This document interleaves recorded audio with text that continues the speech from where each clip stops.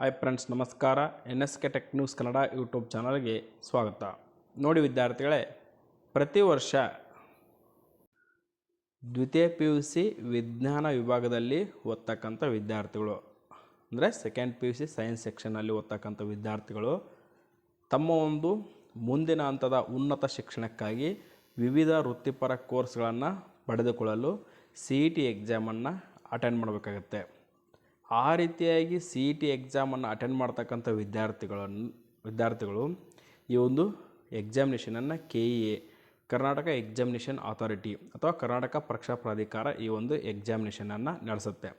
ನೋಡಿ ವಿದ್ಯಾರ್ಥಿಗಳೇ, ಈ ಒಂದು ಪರೀಕ್ಷೆಯನ್ನು 2024-25ನೇ ಸಾಲಿಗೆ ದ್ವಿತೀಯ PUC ಸೈನ್ಸ್ ವಿಭಾಗದಲ್ಲಿ ಓದ್ತಕ್ಕಂಥ ವಿದ್ಯಾರ್ಥಿಗಳು ಅಥವಾ ನಾವು CET ಬರೆದು ಈ ಒಂದು ಉನ್ನತ ಮಟ್ಟದ ವಿವಿಧ ವೃತ್ತಿಪರ ಕೋರ್ಸ್ಗಳನ್ನು ಆಯ್ಕೆ ಮಾಡಿಕೊಳ್ಳಬೇಕನ್ನೋ ವಿದ್ಯಾರ್ಥಿಗಳು ಏನಿದ್ದೀರಾ ಅವರಿಗೆ 2025ನೇ ಸಾಲಿನ ಅಂದರೆ ಈ ವರ್ಷ ಸೆಕೆಂಡ್ PUC ಸ್ಟಡಿ ಮಾಡ್ತಕ್ಕಂಥ ವಿದ್ಯಾರ್ಥಿಗಳು 2025 ತಮ್ಮ ಒಂದು ದ್ವಿತೀಯ PUC ಎಕ್ಸಾಮ್ ಮುಗಿದ ನಂತರ CET ಎಕ್ಸಾಮ್ ನಡೆಸ್ತಾರೆ. ಆ ಎಕ್ಸಾಮ್ನಲ್ಲಿ ಕೆಲವೊಂದಿಷ್ಟು ಬದಲಾವಣೆಗಳು ಆಗಿರತಕ್ಕಂಥದ್ದು ಅಥವಾ ಬದಲಾವಣೆಗಳನ್ನು ಮಾಡಬೇಕು ಅನ್ನೋ ನಿಟ್ಟಿನಲ್ಲಿ ಒಂದು ಪ್ರಮುಖವಾದ ಮಾಹಿತಿ ಇದೆ. ಆ ಕುರಿತು ತಿಳಿಸ್ಕೊಡ್ತಾ ಇದ್ದೀನಿ, ಬನ್ನಿ ವಿದ್ಯಾರ್ಥಿಗಳೇ. ನೋಡಿ ವಿದ್ಯಾರ್ಥಿಗಳೇ, ಈ ಒಂದು ಮಾಹಿತಿಯನ್ನು ನಾವು ಕನ್ನಡಪ್ರಭ ಪತ್ರಿಕೆಯಿಂದ ಆಯ್ಕೆ ಮಾಡಿಕೊಂಡಿದ್ದೇವೆ. ನೀವು ಅತಿ ಹೆಚ್ಚು ಶಿಕ್ಷಣದ ಕುರಿತು ಮಾಹಿತಿಯನ್ನು ಪಡ್ಕೊಳ್ಬೇಕಾದ್ರೆ ಕನ್ನಡಪ್ರಭ ಪತ್ರಿಕೆ ಅತ್ಯುತ್ತಮವಾಗಿರ್ತಕ್ಕಂಥದ್ದು. ತುಂಬ ಇಂಪಾರ್ಟೆಂಟ್ ಆಗಿರ್ತಕ್ಕಂಥ ಎಜುಕೇಷನ್ ಅಪ್ಡೇಟ್ ಇರುತ್ತೆ. ನೀವು ಕೂಡ ಆನ್ಲೈನಲ್ಲೂ ಕೂಡ ಓದ್ಬೋದು ಮತ್ತು ಆಫ್ಲೈನಲ್ಲಿ ತೆಗೆದುಕೊಂಡು ಕೂಡ ಓದ್ಬೋದು. ನೋಡಿ ವಿದ್ಯಾರ್ಥಿಗಳೇ, ಆನ್ಲೈನ್ CETಗೆ ರಾಜ್ಯ ಸರ್ಕಾರ ಚಿಂತನೆ. ನೋಡಿ, ಇಷ್ಟು ದಿನ ನಿಮ್ಮ ಎಕ್ಸಾಮಿನೇಷನ್ನು ಯಾವ ರೀತಿ ಇತ್ತಪ್ಪ ಅಂದರೆ ಆಫ್ಲೈನ್ ಇತ್ತು. ಅಂದರೆ ನಿಮಗೊಂದು ನಿಮ್ಮ ಕ್ವಶನ್ ಪೇಪರ್ ಕೊಡ್ತಿದ್ರು. ಈ ವರ್ಷ ಅಂದರೆ 2023-24ನೇ ಸಾಲಿನ 24ರಲ್ಲಿ ನಡೆದಿರ್ತಕ್ಕಂಥ ಎಕ್ಸಾಮ್ ಏನಿತ್ತು ಮತ್ತು ಇದಕ್ಕಿಂತ ಮುಂಚೆ ಎಕ್ಸಾಮ್ಗಳಲ್ಲಿ ಏನು ಮಾಡ್ತಾಯಿದ್ರಪ್ಪ ಅಂದರೆ ವಿದ್ಯಾರ್ಥಿಗಳಿಗೆ ಕ್ವಶನ್ ಪೇಪರ್ ಕೊಡ್ತಾಯಿದ್ರು ಮತ್ತು OMR ಶೀಟ್ ಕೊಡ್ತಾಯಿದ್ರು. ಅಂದರೆ ಆಪ್ಟಿಕಲ್ ಮಾರ್ಕ್ ರೀಡರ್ ಅಂತ ಒಂದು OMR ಶೀಟ್ ಕೊಟ್ಟು ಅದರಲ್ಲಿ ವಿದ್ಯಾರ್ಥಿಗಳು ಪರೀಕ್ಷೆಯನ್ನು ಬರಿತಾಯಿದ್ರು. ಆದರೆ ಈ ವರ್ಷದಿಂದ ಅದನ್ನು ಆನ್ಲೈನ್ ರೀತಿ ಮಾಡ್ತಾಯಿದ್ದಾರೆ. ಅಂದರೆ CBT ಕಂಪ್ಯೂಟರ್ ಬೇಸ್ಡ್ ಟೆಸ್ಟ್ ಅಂತ ಕರಿತೀವಿ ನಾವು, ಕಂಪ್ಯೂಟರ್ ಆಧಾರಿತ ಪರೀಕ್ಷೆ. ನೋಡಿ ಇಲ್ಲಿ ಓದ್ತೀನಿ. ಕನ್ನಡಪ್ರಭ ವಾರ್ತೆ ಬೆಂಗಳೂರು. ರಾಜ್ಯದಲ್ಲಿ ವೃತ್ತಿಪರ ಕೋರ್ಸ್ಗಳ ಪ್ರವೇಶಕ್ಕೆ ಕರ್ನಾಟಕ ಪರೀಕ್ಷಾ ಪ್ರಾಧಿಕಾರದಿಂದ ನಡೆಸುವ ಸಾಮಾನ್ಯ ಪ್ರವೇಶ ಪರೀಕ್ಷೆಯನ್ನು ಕಂಪ್ಯೂಟರ್ ಆಧಾರಿತ ಆನ್ಲೈನ್ ಪರೀಕ್ಷೆಯಾಗಿಸುವ ಬಗ್ಗೆ ಗಂಭೀರ ಚಿಂತನೆ ನಡೆಸಿದ್ದೇವೆ ಎಂದು ಉನ್ನತ ಶಿಕ್ಷಣ ಸಚಿವರಾಗಿರ್ತಕ್ಕಂಥ ಡಾಕ್ಟರ್ MC ಸುಧಾಕರ್ ಅವರು ತಿಳಿಸಿದ್ದಾರೆ. ಏನಪ್ಪ ಅಂದರೆ ರಾಜ್ಯದಲ್ಲಿ ವೃತ್ತಿಪರ ಕೋರ್ಸ್ಗಳನ್ನು ಪಡೆಯಲು ನಾನು ಆಲ್ರೆಡಿ ತಿಳಿಸಿದ್ದೀನಿ. ಈ CET ಎಕ್ಸಾಮ್ ಎದಕ್ಕೆ ನಡೆಸ್ತಾರೆ ಅಂದರೆ ರಾಜ್ಯದಲ್ಲಿ ವಿವಿಧ ವೃತ್ತಿಪರ ಕೋರ್ಸ್ಗಳನ್ನ ಅಂದರೆ ಇಂಜಿನಿಯರ್ ಆಗಿರ್ಬೋದು, ಅಗ್ರಿಕಲ್ಚರ್ ಆಗಿರ್ಬೋದು ಅಥವಾ ಇನ್ನಿತರೆ ಎಲ್ಲ ವೃತ್ತಿಪರ ಕೋರ್ಸ್ಗಳೇನಿವೆ ಅವುಗಳನ್ನ ಪಡ್ಕೊಳ್ಬೇಕಾದ್ರೆ CET ಎಕ್ಸಾಮನ್ನು ಬರಬೇಕಾಗುತ್ತೆ. ಅದನ್ನು KEA ನಡೆಸುತ್ತೆ. ಇನ್ಮೇಲೆ KEA ಏನಂತ ಹೇಳಿದೆ, ಈ ಒಂದು ಎಕ್ಸಾಮಿನೇಷನನ್ನು ಆನ್ಲೈನ್ ಮೂಲಕ ನಡೆಸಲು ಚಿಂತನೆ ನಡೆಸಿದೆ ಅಂತಂದೇಳಿ ಯಾರು ಹೇಳಿದ್ದಾರೆ? ಉನ್ನತ ಶಿಕ್ಷಣ ಸಚಿವರಾಗಿರ್ತಕ್ಕಂಥ ಡಾಕ್ಟರ್ MC ಸುಧಾಕರ್ ಅವರು ತಿಳಿಸಿದ್ದಾರೆ. ಅವರೇನು ಹೇಳಿದ್ದಾರೆ ನೋಡಿ, CET ಅಂದರೆ ಕಾಮನ್ ಎಂಟ್ರೆನ್ಸ್ ಟೆಸ್ಟ್ ಬಗ್ಗೆ CET ಸಂರಚನೆ ಎಲ್ಲಿದೆ ನೋಡಿ, ನಾವು ಓದ್ತಾ ಇರೋದು CET ಸಂರಚನೆಯ ಬಗ್ಗೆ ಅಧ್ಯಯನ ಮಾಡಲು ಅಂದರೆ ಈ ಒಂದು ಪ್ರೆಸೆಂಟ್ ಇರತಕ್ಕಂಥ CET ಏನಿದೆ ಮತ್ತು CBT ಯಾವ ರೀತಿ ಮಾಡಬೇಕು ಅನ್ನೋದು ಕುರಿತು ಈ ಒಂದು CET ಸಂರಚನೆಯ ಬಗ್ಗೆ ಅಧ್ಯಯನ ಮಾಡಲು ನಿವೃತ್ತ IAS ಅಧಿಕಾರಿ ನರಸಿಂಹರಾಜು ನೇತೃತ್ವದಲ್ಲಿ ಸಮಿತಿ ರಚಿಸಲಾಗಿದೆ. ಆಲ್ರೆಡಿ ಒಂದು ಕಮಿಷನನ್ನು ಅಥವಾ ಸಮಿತಿಯನ್ನು ರಚನೆ ಮಾಡಿದ್ದಾರೆ. ಸರ್ಕಾರ CET ಮಾದರಿಯನ್ನು ಬದಲಾಯಿಸುವಾಗಲೂ ಈ ಸಮಿತಿ ಶಿಫಾರಸುಗಳನ್ನು ಸಲ್ಲಿಸಲಿದೆ ಎಂದರು. ಅಂದರೆ ಈ ಒಂದು CBTಯನ್ನು ಮಾಡಬೇಕಾದ್ರೆ ಈ ಒಂದು ನರಸಿಂಹರಾಜು ಸಮಿತಿ ಏನಿದೆ ಆ ಸಮಿತಿಯ ಶಿಫಾರಸುಗಳನ್ನು ಕೂಡ ಅಲ್ಲಿ ಅಳವಡಿಸ್ತಕ್ಕಂಥ ಪ್ರಯತ್ನವನ್ನು ಮಾಡ್ತಾರೆ. ಈ ಮಾಹಿತಿಯನ್ನು ನಗರದಲ್ಲಿ ಅಂದರೆ ಬೆಂಗಳೂರಿನ ನಗರದಲ್ಲಿರುವ ಮಲ್ಲೇಶ್ವರಂ ನಗರದಲ್ಲಿರುವ ಕರ್ನಾಟಕ ಪರೀಕ್ಷಾ ಪ್ರಾಧಿಕಾರ ಕಚೇರಿ ಅಂದರೆ KEA ಆಫೀಸ್ ಅಲ್ಲಿದೆ. ಅಲ್ಲಿ ಒಂದು ಸುದ್ದಿಗೋಷ್ಠಿಯನ್ನು ನಡೆಸ್ತಾರೆ ಉನ್ನತ ಶಿಕ್ಷಣ ಸಚಿವರು. ಅವರು ಹೇಳ್ತಾರೆ, ಈಗಾಗಲೇ CETಯನ್ನು CBT ಮಾದರಿಯಲ್ಲಿ ನಡೆಸಿರುವ ಮಹಾರಾಷ್ಟ್ರ ಸೇರಿದಂತೆ ಕೆಲ ರಾಜ್ಯಗಳಿಗೆ ಭೇಟಿ ನೀಡಿ ಅಧ್ಯಯನ ನಡೆಸಲಾಗಿದೆ. ಈ ಒಂದು CBTಯನ್ನು ಮಹಾರಾಷ್ಟ್ರ ರಾಜ್ಯದಲ್ಲಿ ಆಲ್ರೆಡಿ ಇದನ್ನು ಜಾರಿ ತಂದಿದ್ದಾರೆ. ಅಲ್ಲಿ ಯಾವ ರೀತಿ ಇದನ್ನು ಜಾರಿ ತಂದಿದ್ದಾರೆ ಅನ್ನೋದು ಕುರಿತು, ಯಾವ ರೀತಿ ಅದನ್ನು ಜಾರಿಗೊಳಿಸಿದ್ದಾರೆ ಅನ್ನೋ ಕುರಿತು ಅಧ್ಯಯನ ನಡೆಸಲು ಈ ಒಂದು ಸಮಿತಿ ಅಧ್ಯಯನ ಮಾಡಿದೆ. ಅಲ್ಲಿ CBT ನಡೆಸಿದ ಸಂಸ್ಥೆಯ ಒಂದು ಯಾವ ರೀತಿಯಾಗಿ ಎಕ್ಸಾಮ್ ನಡೆಸಿದ್ದಾರೆ ಅನ್ನೋದನ್ನು ವೀಕ್ಷಣೆ ಮಾಡಲಾಗಿದೆ. CETಯನ್ನು ಕಂಪ್ಯೂಟರ್ ಆಧರಿಸಿ ನಡೆಸಲು ಅಂದರೆ ಕಂಪ್ಯೂಟರ್ ಬೇಸ್ಡ್ ಟೆಸ್ಟ್ ನಡೆಸಲು ಹೆಚ್ಚಿನ ಮೂಲ ಸೌಕರ್ಯ ಬೇಕಾಗುತ್ತದೆ. ಅಂದರೆ ಕಂಪ್ಯೂಟರ್ಗಳ ಸಂಖ್ಯೆ ಹೆಚ್ಚು ಬೇಕಾಗುತ್ತದೆ. ಅದು ಎಲ್ಲ ಹೇಳ್ತೀನಿ ಮುಂದೆ. ಸರ್ಕಾರ ಹೆಚ್ಚು ವೆಚ್ಚವನ್ನು ಮಾಡಬೇಕಾಗುತ್ತೆ, ಅಂದರೆ ಖರ್ಚು ಕೂಡ ಹೆಚ್ಚು ಬರುತ್ತೆ. ಇದರ ಜೊತೆಗೆ ನಮ್ಮ ಗ್ರಾಮೀಣ ಮಕ್ಕಳನ್ನು ಗಮನದಲ್ಲಿಟ್ಟುಕೊಂಡಿರಬೇಕಾಗುತ್ತದೆ. ಯಾಕಂದರೆ ಈ ಒಂದು CET ಎಕ್ಸಾಮಿನೇಷನ್ ಆಗಬೇಕಾದ್ರೆ ಕಂಪ್ಯೂಟರ್ ನಾಲೆಜ್ ಅಂದರೆ CBT, ಈ CETಯನ್ನು CBT ಮೂಲಕ ಮಾಡಬೇಕಾದ್ರೆ ಕಂಪ್ಯೂಟರ್ ನಾಲೆಜ್ ಅತ್ಯಂತ ಅವಶ್ಯಕವಾಗಿ ಬೇಕು. ಕಂಪ್ಯೂಟರ್ ನಾಲೆಜ್ ಇಲ್ಲದೆ ಈ ಒಂದು ಎಕ್ಸಾಮಿನೇಷನನ್ನು ಬರೆಯೋಕ್ಕೆ ಆಗಲ್ಲ. ಎಲ್ಲ ಕಾರಣಗಳಿಂದ ಒಟ್ಟಾರೆ ಸಾಧಕ ಬಾಧಕಗಳನ್ನು ಗಣನೆಗೆ ತೆಗೆದುಕೊಂಡು ಅಂತಿಮ ನಿರ್ಧಾರ ಮಾಡಲಾಗುವುದು ಅಂತ ಈ ಒಂದು ಉನ್ನತ ಶಿಕ್ಷಣ ಸಚಿವರು ತಿಳಿಸಿರ್ತಕ್ಕಂಥದ್ದು. ಮತ್ತು ನಂಬರ್ 1 ಇದು ಇಲ್ಲೇನು ತಿಳಿಸಿದ್ದೀನಲ್ಲ, ಇದೆಲ್ಲ ಎದ್ರ ಬಗ್ಗೆ ಅಂದರೆ CETಯನ್ನು CBT ಅಂದರೆ ಕಂಪ್ಯೂಟರ್ ಬೇಸ್ಡ್ ಟೆಸ್ಟ್ ಮಾಡ್ತಿದ್ದಾರೆ ಅನ್ನೋದು ಇಲ್ಲಿದೆ. ನೆಕ್ಸ್ಟ್ ಇನ್ನೊಂದು ಮಾಹಿತಿ ತಿಳಿಸ್ಕೊಡ್ತೀನಿ ನೋಡಿ. ಇಲ್ಲಿರೋದತ್ತು ಏನಿದಪ್ಪ ಮಾಹಿತಿ ಅಂದರೆ CETಯಲ್ಲಿ ಇನ್ನು ಮುಂದೆ ಪಠ್ಯೇತರ ಪ್ರಶ್ನೆ ಅಂದರೆ 2025ನೇ ಸಾಲಿನಿಂದ ಈ ವರ್ಷ ದ್ವಿತೀಯ PUC ಏನು ಓದ್ತಾ ಇದ್ದಾರಲ್ಲ ಅವರೆಲ್ಲ ಇನ್ಮೇಲೆ ಔಟ್ ಆಫ್ ಸಿಲೆಬಸ್ ಕ್ವಶನ್ಗಳನ್ನು ಕೂಡ CETಯಲ್ಲಿ ಕೇಳ್ತಕ್ಕಂಥದ್ದು ಅಂತ ಉನ್ನತ ಶಿಕ್ಷಣ ಸಚಿವರಾಗಿರ್ತಕ್ಕಂಥ MC ಸುಧಾಕರ್ ಅವರು ತಿಳಿಸಿದ್ದಾರೆ. CETಯಲ್ಲಿ ಇನ್ನು ಮುಂದೆ ಪಠ್ಯೇತರ ಪ್ರಶ್ನೆಗಳನ್ನು ಕೇಳಲಾಗುತ್ತದೆ. ಇಲ್ಲಿ ಕೊಟ್ಟಿದ್ದಾರೆ ನೋಡಿ.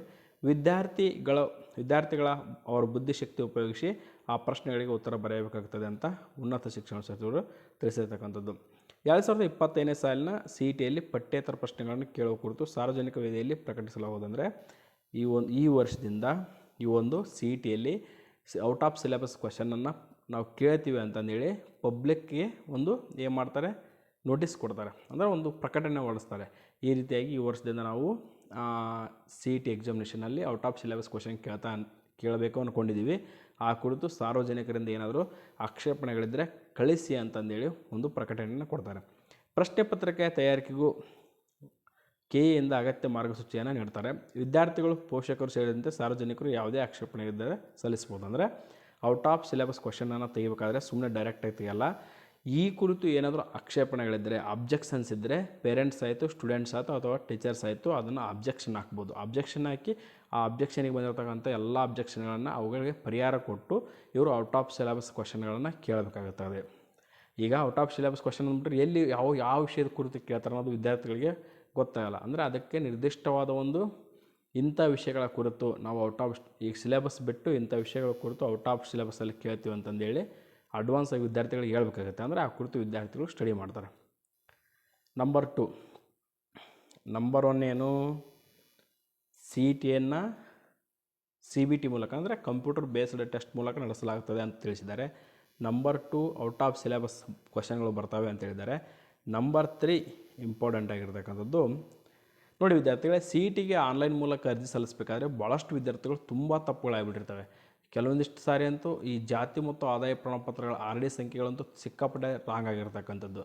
ಈ ಒಂದು ಉದ್ದೇಶವನ್ನು ಗಮನದಲ್ಲಿಟ್ಟುಕೊಂಡು CET ಅರ್ಜಿ ತುಂಬುವ ಹಂತದಲ್ಲಿ ಮುಖ್ಯವಾಗಿ ಗ್ರಾಮೀಣ ಪ್ರದೇಶದ ವಿದ್ಯಾರ್ಥಿಗಳು ಇನ್ನೂ ಸಾಕಷ್ಟು ಸಮಸ್ಯೆಗಳನ್ನು ಎದುರಿಸ್ತಿದ್ದಾರೆ. ಇದು ನಾವು ನೋಡಿದ್ದೀವಿ. ಪ್ರತಿ ವರ್ಷ ಕೂಡ KEದವರು ತುಂಬ ಕಾಲಾವಕಾಶ ಕೊಟ್ಟಿದ್ದಾರೆ ಮತ್ತು ಎಡಿಟ್ ಮಾಡೋಕ್ಕೆ ತುಂಬ ಆಪ್ಷನ್ಗಳನ್ನು ಕೂಡ ಕೊಟ್ಟಿರ್ತಕ್ಕಂಥದ್ದು. ಯಾಕಂದರೆ ಭಾಳಷ್ಟು ರಾಂಗ್ಗಳಾಗ್ತವೆ. ಆ ವಿದ್ಯಾರ್ಥಿಗಳು ಬಹುತೇಕ ಸೈಬರ್ ಸೆಂಟರ್ಗಳಿಗೆ ಹೋಗಿ ಅರ್ಜಿ ತುಂಬುತ್ತಿದ್ದು. ಅಂದರೆ ಈ ಒಂದು ಸೈಬರ್ ಸೆಂಟರ್, ಕಂಪ್ಯೂಟರ್ ಅಂಗಡಿಗೆ ಹೋಗಿ, ಸೈಬರ್ ಸೆಂಟರ್ ಅಂದರೆ ಕಂಪ್ಯೂಟರ್ ಅಂಗಡಿಗೆ ಹೋಗಿ ನೀವು ಆನ್ಲೈನ್ ಮೂಲಕ CETಗೆ ಅರ್ಜಿ ಹಾಕ್ತೀರಾ. ಈ ರೀತಿಯಾಗಿ ಅರ್ಜಿ ಆಗ್ತಕ್ಕಂಥ ಸಂದರ್ಭದಲ್ಲಿ ಗ್ರಾಮೀಣ ವಿದ್ಯಾರ್ಥಿ ಮೀಸಲಾತಿ ಮತ್ತಿತರ ಮಾಹಿತಿಗಳನ್ನು ನೀಡುವಾಗ ಹೆಚ್ಚಿನ ಪ್ರಮಾಣದಲ್ಲಿ ತಪ್ಪುಗಳಾಗ್ತವೆ.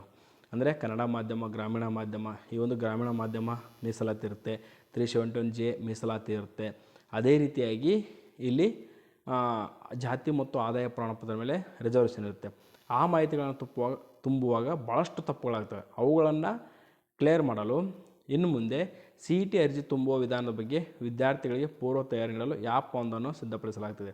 ಅಂದರೆ ಈ CET ಅಪ್ಲಿಕೇಶನ್ ಫಾರ್ಮ್ ತುಂಬಬೇಕಲ್ವಾ, ಆ ಫಾರ್ಮನ್ನು ತುಂಬೋಕ್ಕೆ ವಿದ್ಯಾರ್ಥಿಗಳು ಯಾವ ರೀತಿ ಆ ಫಾರ್ಮನ್ನು ತುಂಬಬೇಕಂತಂದೇಳಿ ಒಂದು ಆ್ಯಪ್ ಬರುತ್ತೆ ಶೀಘ್ರದಲ್ಲೇ. ಆ ಆ್ಯಪ್ ಕೂಡ ನಿಮಗೆ ಸದ್ಯದಲ್ಲೇ ಬರುತ್ತೆ. ಬಂದ ತಕ್ಷಣ ನಾವು ನಮ್ಮ NSK tech news Kannada YouTube ಚಾನಲಲ್ಲಿ ಅಪ್ಡೇಟ್ ಮಾಡ್ತೀವಿ. ಅದೇ ರೀತಿಯಾಗಿ ಇನ್ನೊಂದು ಮಾಹಿತಿ ತಿಳಿಸಿದೆ ನೋಡಿ, ಮುಂದಿನ ದಿನಗಳಲ್ಲಿ ಅದು ಲೋಕಾರ್ಪಣೆಗೊಳ್ಳುತ್ತೆ. ಅಂದರೆ ಅದು ಆ್ಯಪು ಇನ್ಸ್ಟಾಲೇಷನ್ಗೆ ಬರುತ್ತೆ, ನಿಮಗೆ ತಿಳಿಸ್ಕೊಡ್ತೀವಿ. ಇದರ ಜೊತೆಗೆ ಕಾಲೇಜ್ ಹಂತದಲ್ಲಿ ಅರ್ಜಿ ಭರ್ತಿ ಮಾಡುವ ಉದ್ದೇಶವೂ ಇದೆ ಎಂದು ಸಚಿವರು ತಿಳಿಸಿರ್ತಕ್ಕಂಥ. ಇದಂತೂ ಬೆಸ್ಟ್. ಇಲ್ಲೇನು ತಿಳಿಸಿದ್ದಾರಲ್ಲ, ಕಾಲೇಜು ಹಂತದಲ್ಲೇ ಭರ್ತಿ ಮಾಡುವ ಉದ್ದೇಶವಿದೆ, ಇದು ಬೆಸ್ಟ್. ಯಾಕಂದರೆ ವಿದ್ಯಾರ್ಥಿಗಳ CET ಅಪ್ಲಿಕೇಶನ್ ಫಾರ್ಮನ್ನು ಕಾಲೇಜು ಹಂತದಲ್ಲಿ ಭರ್ತಿ ಮಾಡಿಬಿಟ್ರೆ ಯಾವುದೇ ಸಮಸ್ಯೆಗಳು ಬರೋದೇ ಇಲ್ಲ. ಯಾಕಪ್ಪ ಅಂದರೆ ಈಗ ವಿದ್ಯಾರ್ಥಿಗಳು ಕಂಪ್ಯೂಟರ್ ಸೆಂಟ್ರಿಗೆ ಹೋದಾಗ P U C second P U C ಓದ್ತಕ್ಕಂಥ ವಿದ್ಯಾರ್ಥಿಗಳಿಗೆ ಒಂದು ವೇಳೆ ಪೇರೆಂಟ್ಸು ಸ್ವಲ್ಪ ಶಿಕ್ಷಣವಂತರಿದ್ದರೆ ಅದು ಯಾವುದೇ ರೀತಿ ಸಮಸ್ಯೆ ಆಗಲ್ಲ. ಒಂದು ವೇಳೆ ಪೇರೆಂಟ್ಸ್ ಏನಾದರೂ ಶಿಕ್ಷಣವಂತರಿಲ್ಲದೆ ವಿದ್ಯಾರ್ಥಿಗಳೇ ಅರ್ಜಿ ಹಾಕಬೇಕು, ವಿದ್ಯಾರ್ಥಿಗಳೇ ಅದನ್ನ ಫಿಲಪ್ ಮಾಡಬೇಕು, ವಿದ್ಯಾರ್ಥಿಗಳ ಮೇಲೆ ಹೊರೆ ಇದ್ದಾಗ ಇದು ತುಂಬ ಸಮಸ್ಯೆ ಆಗುತ್ತೆ. ಇದು ತುಂಬ ಒಳ್ಳೆಯದು. ಕಾಲೇಜ್ ಹಂತದಲ್ಲಿ ತುಂಬಿಬಿಟ್ರೆ ಯಾವುದೇ ಸಮಸ್ಯೆ ಬರೋದೇ ಇಲ್ಲ ಸಿ ಇ ಟಿ ಕುರಿತು. ಇನ್ನೊಂದು ಏನಾಗುತ್ತೆ ಗೊತ್ತಾ, ಕಾಲೇಜು ಹಂತದಲ್ಲಿ ಸಿ ಇ ಟಿ ಅಪ್ಲಿಕೇಶನ್ಗಳನ್ನು ತುಂಬೋದ್ರಿಂದ ಭಾಳಷ್ಟು ವಿದ್ಯಾರ್ಥಿಗಳು ಸಿ ಇ ಟಿಯಿಂದ ವಂಚಿತರಾಗುವುದನ್ನು ತಪ್ಪಿಸಬಹುದು. ಯಾಕಪ್ಪ ಅಂದರೆ ವಿದ್ಯಾರ್ಥಿಗಳು ನಾವು ಈ ರೀತಿಯಾಗಿ ಉನ್ನತ ಶಿಕ್ಷಣಕ್ಕೆ ಹೋಗಬೇಕಾದ್ರೆ ಸಿ ಇ ಟಿ ಬರೀಬೇಕನ್ನೋ ಒಂದು ಜ್ಞಾನ ಅಂದರೆ ಒಂದು ರೀತಿ ನಾಲೆಜ್ ಅಂತ ಹೇಳ್ತೀವಿ. ಆ ನಾಲೆಜ್ ಭಾಳಷ್ಟು ವಿದ್ಯಾರ್ಥಿಗಳಿಗೆ ಕೂಡ ಇರೋದಿಲ್ಲ. ಯಾಕಪ್ಪ ಅಂದರೆ ನಾವು ಏನಪ್ಪ ಸೆಕೆಂಡ್ ಪಿ ಯು ಸೈನ್ಸ್ ಮುಗಿಸಿದ ಮೇಲೆ B S C B S C ಹಚ್ಚಿಬಿಟ್ರೆ ಆಯಿತು ಅಂತ ಈ ರೀತಿ ಇರುತ್ತೆ. ಬಟ್ ವಿವಿಧ ವೃತ್ತಿಪರ ಕೋರ್ಸ್ಗಳನ್ನು ಆಯ್ಕೆ ಮಾಡಿಕೊಳ್ಳಲು ನಾವು ಸಿ ಇ ಟಿ ಎಕ್ಸಾಮಿನೇಷನ್ ಬರೀಬೇಕು ಅಂತಂದೇಳಿ ಭಾಳಷ್ಟು ವಿದ್ಯಾರ್ಥಿಗಳಿಗೆ ಮತ್ತು ಪೋಷಕರಿಗೆ ತಿಳಿದಿರುವುದಿಲ್ಲ. ಅದಕ್ಕಾಗಿ ಈ ರೀತಿಯಾಗಿ ಕಾಲೇಜ್ ಹಂತದಲ್ಲೇ ತುಂಬಿಟ್ರೆ ಎಲ್ಲ ವಿದ್ಯಾರ್ಥಿಗಳು ಸಿ ಇ ಟಿ ಫಾರ್ಮ್ ತುಂಬ್ತಿರ್ತಾರೆ. ಆವಾಗ ಈ ವಿದ್ಯಾರ್ಥಿ ಯಾರಾದರೂ ವಿದ್ಯಾರ್ಥಿಗಳು ಬಿಟ್ಟಿದ್ರೆ ನಾನು ತುಂಬ್ತೀನಿ ಅಂತಂದೇಳಿ ಅವರು ಆಸಕ್ತಿ ವಹಿಸಿ ಅವರು ಕೂಡ ಸಿ ಇ ಟಿ ತುಂಬಿ ಎಲ್ಲರೂ ಕೂಡ ಎಕ್ಸಾಮಿನೇಷನಲ್ಲಿ ಭಾಗವಹಿಸ್ಬೋದು. ಇದನ್ನು ಫಸ್ಟ್ ಆಫ್ ಆಲ್ ಮಾಡಲೇಬೇಕಿದೆ. ಕಾಲೇಜ್ ಹಂತದಲ್ಲಿ ಅರ್ಜಿ ಭರ್ತಿ ಮಾಡಿಬಿಟ್ರೆ ಭಾಳಷ್ಟು ಸಮಸ್ಯೆಗಳಿಗೆ ಕ್ಲಿಯರ್ ಸಿಗುತ್ತೆ. ನನ್ನ ಪ್ರಕಾರ ಕೇಳಿದರೆ NSK tech news Kannada YouTube channel ಪ್ರಕಾರ ಈ ಒಂದು ಫಸ್ಟ್ ಆಗಬೇಕು. ಕಾಲೇಜ್ ಹಂತದಲ್ಲಿ ಸಿ ಇ ಟಿ ಅಪ್ಲಿಕೇಶನ್ ಫಾರ್ಮ್ಗಳನ್ನು ತುಂಬಿಬಿಟ್ರೆ ಅವರಿಗೆ ಯೂಸರ್ ಐ ಡಿ ಪಾಸ್ವರ್ಡನ್ನು ವಿದ್ಯಾರ್ಥಿಗಳಿಗೆ ಕೊಟ್ಟರೆ ಸಾಕು. ಮುಂದೆ ಅವರು ತಾವೆಲ್ಲ ತಮ್ಮ ಲಾಗಿನ್ ಮಾಡಿಕೊಂಡು ತಮ್ಮೆಲ್ಲ ಒಂದು ಆಲ್ ಟಿಕೆಟ್ ಇರ್ಬೋದು ಈ ಥರ ಎಲ್ಲ ಪ್ರೋಸೆಸನ್ನು ಮುಂದೆ ನೋಡ್ಕೊಳ್ತಾರೆ. ಇದನ್ನು ಫಸ್ಟ್ ಮಾಡಿ ಅಂತಂದೇಳಿ ನಾವು ನಮ್ಮ ರಾಜ್ಯದ ಉನ್ನತ ಶಿಕ್ಷಣ ಸಚಿವರಾಗಿರ್ತಕ್ಕಂಥ ಶ್ರೀ MC ಸುಧಾಕರ್ ಅವರಿಗೆ ರಿಕ್ವೆಸ್ಟ್ ಮಾಡ್ತೀವಿ. ಇದು ಒಂದು ಒಳ್ಳೆಯ ಕೆಲಸ, ತುಂಬ ಒಳ್ಳೆಯ ಕೆಲಸ ಅಂತ ಹೇಳ್ತಾ ನಮ್ದು ಏನಾದರೂ ತಪ್ಪಿದ್ದರೆ ಕ್ಷಮಿಸಿ. ಇದು ನಾವು ನಮ್ಮ ಒಪಿನಿಯನ್ ಮಾತ್ರ ತಿಳಿಸಿರ್ತಕ್ಕಂಥದ್ದು. ನೋಡಿ ವಿದ್ಯಾರ್ಥಿಗಳೇ, ಇದು ಕೇವಲ NSK tech news Kannada YouTube channel ನಿಮಗೆ ಮಾಹಿತಿ ನೀಡುವ ಉದ್ದೇಶದಿಂದ ಈ ವಿಡಿಯೋನ ಮಾಡಿರ್ತಕ್ಕಂಥದ್ದು, ಮತ್ತು ಬೇರೆ ಯಾವ ದೃಷ್ಟಿಯಿಂದನೂ ಅಲ್ಲ. ಮತ್ತು ಹೆಚ್ಚು ಮಾಹಿತಿಗೆ ನಮ್ಮ NSK tech news Kannada YouTube ಚಾನಲನ್ನು ಸಬ್ಸ್ಕ್ರೈಬ್ ಮಾಡಿ, ಈ ವಿಡಿಯೋವನ್ನು ಲೈಕ್ ಮಾಡಿ, ಶೇರ್ ಮಾಡಿ. ಮತ್ತು ಇನ್ನೊಂದು ನಿಮ್ಮಲ್ಲಿ ಕೈ ಮುಗಿದು ಕೇಳ್ಕೋದೇನೆಂದರೆ ಈ ವಿಡಿಯೋವನ್ನು ಭಾಳಷ್ಟು ವಿದ್ಯಾರ್ಥಿಗಳಿಗೆ ಶೇರ್ ಮಾಡಿ ಅಂತ ನಾವು ನಿಮಗೆ ತಿಳಿಸ್ಕೊಡ್ತಾ ಇದ್ದೀವಿ. ಈ ಒಂದು ಮಾಹಿತಿಯನ್ನು ತಿಳಿಸಿದ್ದಕ್ಕಾಗಿ ಕನ್ನಡಪ್ರಭ ಪತ್ರಿಕೆಗೆ ಹೃತ್ಪೂರ್ವಕವಾದ ಧನ್ಯವಾದಗಳು. ಹೆಚ್ಚು ವಿದ್ಯಾರ್ಥಿಗಳು ಕನ್ನಡಪ್ರಭ ಪತ್ರಿಕೆಯನ್ನು ಓದಿ ತಾವು ಮಾಹಿತಿಯನ್ನು ಪಡೆದುಕೊಳ್ಳಿ ಅಂತ ಹೇಳ್ತಾ thank you for watching this video.